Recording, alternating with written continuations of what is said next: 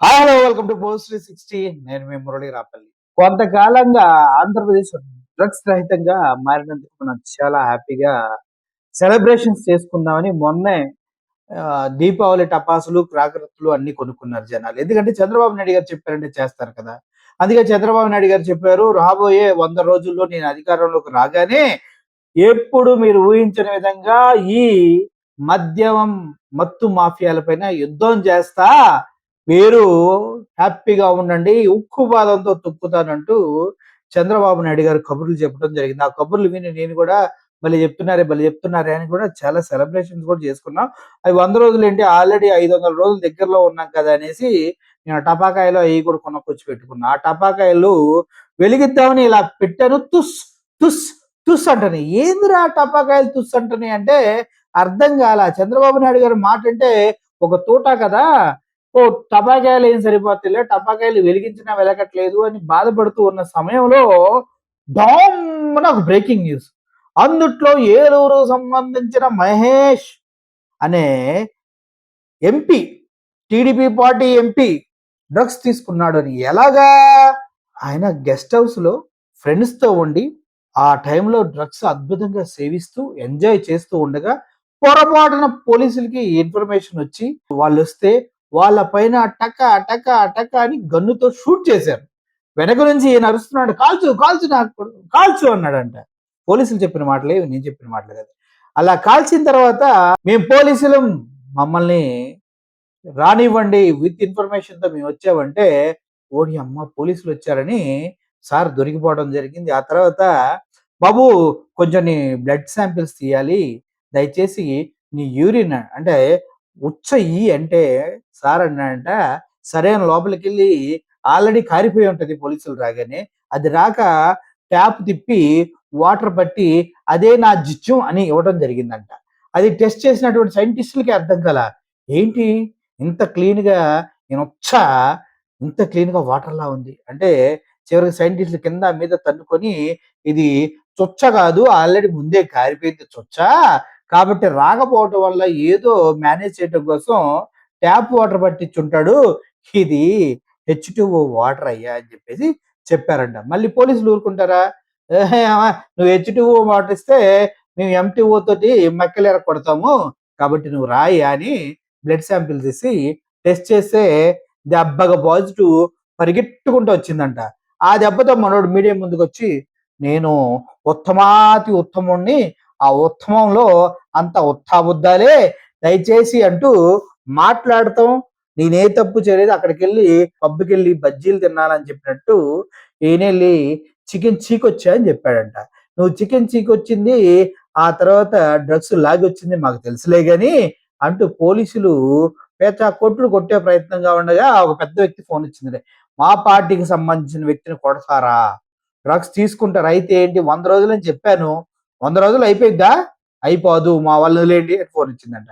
అరే, మొన్నటికి మొన్న తెనాల్లో ముగ్గురు కేవలం గంజా తాగుతున్నారని తెలిసి రోడ్డు మీద బ్యాక్ కొట్టారు పోలీసులు. కొద్దిగా కూడా ఆలోచించకుండా పేదలు, నిరుపేదలు, యూత్ని పట్టుకొని అందరి ముందు పరుగు తీశారు. ఒక ఎంపీ అయి ఉండి, ఒక రిప్యూటెడ్ పార్టీలో ఎంపీగా ఉండి ఇట్లా డ్రగ్స్ కి అలవాటు పడి డ్రగ్స్ తీసుకుంటే మళ్ళీ పోలీసుల పైన కాల్పులు జరిగితే మాత్రం మనోడిని ఏమనకుండా బెయిల్ ఇచ్చి పంపించారు. ఎంత దారుణమా అంటే ఎస్, ఇంత దారుణం. అయితే ఇప్పుడు ఇంకో కొత్త విషయం ఏం తెలుస్తుందన్నా అంటే, సార్ గారు ఒక్క డ్రగ్ కాదంట, డ్రగ్స్ మీద డ్రగ్స్, అదేదో పల్లి బఠాలు తిన్నట్టు టకా టకా తిని అదేదో అని పీల్చుకుంటా కూర్చుంటున్నాడంట. ఏందయ్యా ఎన్ని డ్రగ్స్ తీసుకున్నాడంటే అసలు అద్భుతంగా చెప్తున్నారు, వినండి. ఇవాళ నేను ఎక్కడ కానీ తప్పు చేయలేదు, మీ అందరికీ నేను చెప్పుకోవాల్సిన అవసరం ఉంది. అబ్బో, ఇక ఎంపీ పాత్ర ఏంటి, అతను డ్రగ్ తీసుకున్నాడా లేదా? మనకి ఇనిషియల్ డ్రగ్ టెస్ట్ లో, యూరిన్ టెస్ట్ లో మనకి ఆన్ ద సైట్ రాలేదు. ఎందుకంటే డ్రగ్ ఎఫెక్ట్ కూడా యూరిన్ లో రావడానికి కనీసం 4-5 అవర్స్ పడుతుంది. సో అందుకే మనం మళ్ళీ హాస్పిటల్ పంపించాము. హాస్పిటల్లో తరలించిన తర్వాత అక్కడ మళ్ళీ మార్నింగ్ 4:30 అట్లా అగైన్ యూరిన్ టెస్ట్ లో అక్కడ పాజిటివ్ వచ్చినాయి. పాజిటివ్ వచ్చినాక ఆయనకి మెథాంఫెటమైన్ అండ్ ఎంఫెటమైన్ రెండు డ్రగ్స్ కి పాజిటివ్ వచ్చింది. 2 డ్రగ్స్ తీసుకున్నారు. అవును, ఆ టూ డ్రగ్స్ కి పాజిటివ్ వచ్చింది. దొరికింది ఒకటే డ్రగ్ సార్. ఇక్కడ దొరికింది మనకి కోకేన్, రిమైనింగ్ మెథంఫెటమైన్ అండ్ ఎంఫెటమైన్. ఈ రెండు మనం అగైన్ ఇన్వెస్టిగేషన్ లో ఎవరు తెచ్చుకున్నారు, ఎట్లా తెచ్చుకున్నారు. అయితే అది పెద్ద ఫామ్ హౌస్, ఇవన్నీ చాలా చిన్న చిన్న టెబ్లెట్స్ లాగా ఉంటది. అది మళ్ళీ ఇన్వెస్టిగేషన్ ఏమైనా మిగిలిన ఉన్నాయా, అన్ని అక్కడే కన్జ్యూమ్ చేశారా, అవన్నీ కొంచెం అంశాలు బయటికి రావాలి. మనోడు తీసుకుంది కొకేను. దాంట్లో ఏదో మెథైన్ ఫాలమైడ్ అంట, ప్రొపెన్ ఫాలమైడ్ అంట, ఏదేదో చెప్తున్నారు సారు. ఇంకో 2 ఉన్నాయంట. మొత్తం 3 డ్రగ్స్ సేవించారు వీళ్ళు. సేవించి పోలీసుల పైనే కాల్పులు జరిపారు. మళ్ళీ ఏలూరు వ్యాప్తంగా సారు బోర్డులు, ఫ్లెక్సీలు పెట్టించుకుంటున్నాడు. మేమంతా మీతోనే ఉన్నాము. మేము నన్ను నమ్ముతున్నాము. మీ వెనకే నడుస్తాము. మీ ముందే నిలబడతాము. మీ ముందే వంగుంటామని ఈయన బోర్డులు పెట్టించుకుంటూ ఉన్నాడు. సార్ దొరికిందే పత్యాపారంలో పోలీసులు క్లియర్‌గా నీ మక్కెలు ఎరగకూడదని ఫిక్స్ అయ్యారు.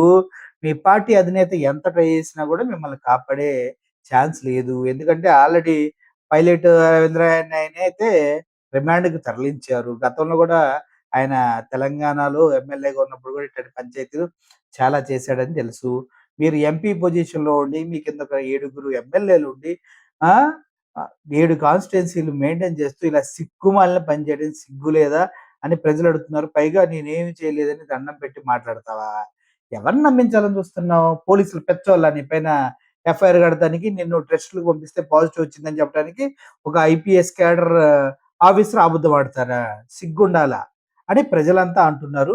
మరి ఒకసారి ఆలోచించండి. డ్రగ్స్ అనేవి యువతని పాడు చేస్తున్నాయి. కానీ నీలాంటోళ్ళు చంద్రబాబు నాయుడు గారు ఎప్పుడైతే డ్రగ్స్ గురించి మాట్లాడుతున్నాడో అప్పుడు నువ్వు పక్కనే ఉన్నావు. అది నాకు ఆశ్చర్యం వేస్తుంది. లోకేష్ గారు ఏమంటారు? నో డ్రగ్స్ వద్దు బ్రో. డ్రగ్స్ వద్దు బ్రో. మరి ఈయన బ్రో కాదో లేదంటే ఇంకోటో నాకు తెలియదు కానీ లోకేష్ గారు ఒకసారి ఆలోచించండి. మన పార్టీ వాళ్ళు మరి చిన్న అమ్మాయిల్ని తీసేసే విషయాల్లో, ఆడపిల్లల్ని పెన్షన్ కోసం పడుకోమనే విషయాల్లో, ఇలా సీక్రెట్ గా ట్రైన్‌లో వెళ్ళేటప్పుడు బట్టలిప్పి చూపించే విషయాల్లో, అదే అసెంబ్లీలో ఉండి కూడా అంగాంగ ప్రదర్శన చేసే కొంతమంది ఎంపీలు, ఈ ఎమ్మెల్యేలు ఇట్లాంటి వాళ్ళందరూ ఎందుకు సార్? ఒకళ్ళేమో విజయవాడ మొత్తంలో పేకాట ఆడించడానికి అధికారంలోకి వచ్చారట. ఎంపీలు, ఎమ్మెల్యేలు వీళ్ళందరినీ కూడా దయచేసి క్రమశిక్షణలో పెట్టండి. కబుర్లు చెప్పడం కాదు. పని కావాలి ఇక్కడ. సో ఓవరాల్‌గా ఈ ఎవరైతే పుట్టా మహేష్ ఉన్నాడో డ్రగ్స్ మీద డ్రగ్స్ 3 రకాల డ్రగ్స్ తీసుకున్నాడంట. అన్ని ట్రేసెస్ ఉన్నాయంట. అర్థం చేసుకోండి ఎంత దిగజారిన బ్రతుకులు బ్రతుకుతూ ఉన్నారో. వీళ్ళు మనకి రోల్ మోడల్సా? కనీసం కళ్ళ ముందు కనిపించడానికి చూస్తే కూడా సర్వమహా పాతకాలు అంటుకుంటే వీళ్ళని చూస్తే. అర్థమవుతుంది కదా! ఇటువంటి దరిద్రుల్ని ఎంపీలుగా, నాయకులుగా ఎన్నుకొని మనం చేసేటటువంటి తప్పుల్ని గ్రహించండి. ఈళ్ళు నిజంగా మన కాన్స్టిట్యుయెన్సీలో 4, 7 కాన్స్టిట్యుయెన్సీస్ ఒక ఎంపీ కింద ఉంటాయి. ఈళ్ళందరూ ప్రజలకి డ్రగ్స్ అందచెయ్యరు అనే నమ్మకం మీకేమైనా ఉందా? ఆ డ్రగ్స్ దందాన్ని పెద్ద బిజినెస్‌గా చేస్తున్నారేమో అనే అనుమానాలు రావట్లేదా? నాకైతే వస్తున్నాయి. మీకు కూడా వస్తే మీ పిల్లల పూర్తి భవిష్యత్తు, వాళ్ళ రెస్పాన్సిబిలిటీ మీ చేతిలో ఉంటది కాబట్టి, ఇటువంటి వారిని కనీసం మీ పరిసర ప్రాంతాల్లోకి రాకుండా రాజకీయ భవిష్యత్తుని సమూలంగా కూకటి వేళ్ళతో సహా పీకి పక్కన వేసి కుటుంబాలని కాపాడుకోవాల్సిన అవసరం ఎంతైనా ఉంది. అటువంటి పని చేయడంలో మా చంద్రబాబు నాయుడు గారు కొద్దిగా చొరవ చూపుతారని ఇటువంటి డ్రగ్గిస్టుల్ని, రేపిస్టుల్ని, కామిస్టుల్ని పార్టీ నుంచి తీసి పక్కన పెడితే ఎంతో చరిత్ర కలిగినటువంటి తెలుగుదేశం పార్టీ కనీసం మనుగడ కొనసాగుతుందని నమ్ముతూ సెలవు తీసుకుంటున్నాను. Thank you for watching this video. Murali signing off. Thank you so much.